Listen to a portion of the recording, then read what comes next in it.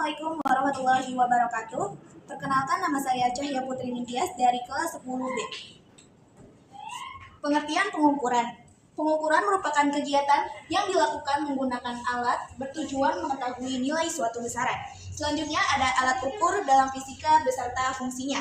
Ada alat ukur panjang yaitu rolmeter untuk mengukur bangunan atau jalan, mistar untuk mengukur benda yang tidak terlalu panjang, jangka sorong untuk mengukur panjang, kedalaman, tebal, dan diameter, mikrometerskop untuk mengukur panjang, tebal, dan diameter, alat ukur massa yaitu ada neraca analitis dua lengan untuk mengukur emas, batu, dan kristal, neraca lengan gantung untuk mengukur massa yang relatif besar. Selanjutnya ada neraca Ohaus digunakan untuk mengukur massa, benda, atau logam dalam praktik laboratorium. Selanjutnya ada neraca Pegas untuk mengukur massa dan berat benda, dan neraca digital untuk mengukur massa benda dan hasilnya langsung terbaca pada layar. Selanjutnya ada alat ukur waktu, ada arloji, stopwatch, penunjuk waktu elektronik, dan jam atom cesium. Ada alat ukur arus listrik yaitu ampermeter, alat ukur suhu yaitu termometer. Selanjutnya ada pengukuran tunggal dan pengukuran berulang. Pengertian pengukuran tunggal adalah pengukuran yang hanya dilakukan sekali. Hal ini dikarenakan besaran yang diukur tidak berubah sehingga hasil pengukuran dianggap akurat. Contohnya adalah mengukur panjang benda, massa benda, luas benda, dan tinggi benda. Selanjutnya ada pengertian pengukuran berulang. Pengukuran berulang adalah pengukuran yang dilakukan berkali-kali. Penyebab pengukuran berulang adalah karena pengukuran tunggal tidak memberikan hasil yang akurat. Contohnya ada pengukuran reaksi manusia terhadap rangsangan tertentu, pengukuran intensitas cahaya, kecepatan lari seseorang dalam jarak tertentu. Selanjutnya ada bagian-bagian jangka sorong. Yang pertama ada rahang luar digunakan untuk mengukur panjang, tebal, dan diameter luar, dan rahang dalam untuk mengukur rongga atau lubang. Tangkai pengukur kedalaman untuk mengukur kedalaman suatu benda. Ada skala utama, skala nonius, dan baut pengunci untuk mengunci agar rahang tidak bergeser saat melakukan pengukuran. Selanjutnya ada bagian-bagian mikrometerskop. Yang pertama ada anvil digunakan untuk menjepit benda, lalu frame, ada spindle untuk menahan benda, ada lock nut untuk mengunci, ada slip tempat skala utama berada, dan timbal untuk tempat skala nonius, dan ratchet untuk menggeser spindle. Untuk membaca hasil pengukuran dari jangka sorong, untuk skala utamanya dilihat dari angka sebelum angka 0 skala nonius, dan untuk skala noniusnya dilihat dari angka yang berhimpit dengan skala utama. Seperti ini hasil pengukurannya, dan ini hasil pengukurannya ditulis seperti ini dalam bentuk sentimeter. Mikrometerskop hasil pengukurannya itu 4, skala utamanya itu 4, skala noniusnya itu 11, dan hasil pengukurannya ditulis seperti ini dalam satuan milimeter. Besaran pokok adalah besaran yang satuannya ditetapkan terlebih dahulu untuk menetapkan satuan besaran-besaran lain. Ada besaran pokok itu ada panjang, massa, waktu, suhu, kuat arus, intensitas cahaya, dan jumlah zat dengan satuannya meter, kilogram, sekon, kelvin, ampere, kandela, dan mol, beserta dimensinya.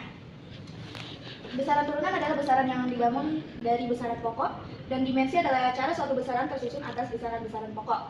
Manfaat dimensi yaitu mengetahui kesetaraan berbagai besaran, menguji kebenaran rumus, analisis dimensional, menurunkan persamaan suatu besaran, dan ini contoh besaran turunan dengan satuan dan dimensinya. Angka penting. Angka penting adalah semua angka yang diperoleh dari hasil pengukuran, termasuk angka terakhir yang ditaksirkan, artinya terdiri atas angka pasti dan angka taksiran. Aturan angka penting. Yang pertama, semua angka bukan nol adalah angka penting. Semua angka nol yang terletak di antara dua angka bukan nol adalah angka penting. Angka nol terletak di belakang angka bukan nol adalah angka penting. Angka nol yang terletak di kiri angka bukan nol, baik di kiri maupun di kanan koma desimal adalah bukan angka penting. Kadang-kadang di dalam hasil pengukuran diberi garis bawah menunjukkan angka penting terakhir. Pembulatan angka penting. Aturan pembulatan angka penting yaitu yang pertama, angka di atas 5 dibulatkan ke atas, angka di bawah 5 dihilangkan jika angkanya sama dengan 5 dibulatkan ke atas, jika sebelumnya ganjil dan genap dibulatkan ke bawah. Operasi angka penting. Yang pertama ada perkalian dan pembagian angka penting. Contoh pertama menghasilkan 2 angka penting, contoh kedua menghasilkan 3 angka penting. Yang kedua operasi penjumlahan dan pengurangan angka penting. Contoh pertama menghasilkan 3 angka penting, contoh kedua menghasilkan 3 angka penting, dan operasi akar dan pangkat angka penting. Contoh pertama menghasilkan 2 angka penting, contoh kedua menghasilkan 3 angka penting. Notasi ilmiah adalah cara penulisan nomor untuk mengakomodir nilai-nilai yang terlalu besar dan terlalu kecil sehingga dapat dipahami dengan mudah. Contohnya, ketidakpastian pengukuran. Yang pertama ada kesalahan pengukuran. Suatu pengukuran selalu disertai oleh ketidakpastian pengukuran yang disebabkan oleh adanya kesalahan pengukuran. Kesalahan adalah penyimpangan nilai yang diukur dari nilai sebenarnya dibagi menjadi 3 kelompok. Yang pertama ada kesalahan umum, adalah kesalahan yang diakibatkan oleh keterbatasan pada pengamat. Yang kedua ada kesalahan sistematik, adalah kesalahan yang diakibatkan oleh kesalahan pada instrumen yang digunakan. Yang ketiga ada kesalahan acak, adalah kesalahan yang berasal dari faktor yang tidak dapat diprediksi dan hanya bersifat sementara. Ketidakpastian tunggal adalah pengukuran yang dilakukan satu kali dengan rumus delta X sama dengan 1/2 dikali nilai skala terkecil. Ketidakpastian berulang adalah pengukuran yang dilakukan secara berulang. Rumusnya, ketidakpastian relatif sama dengan delta X dibagi hasil pengukuran dikali 100%.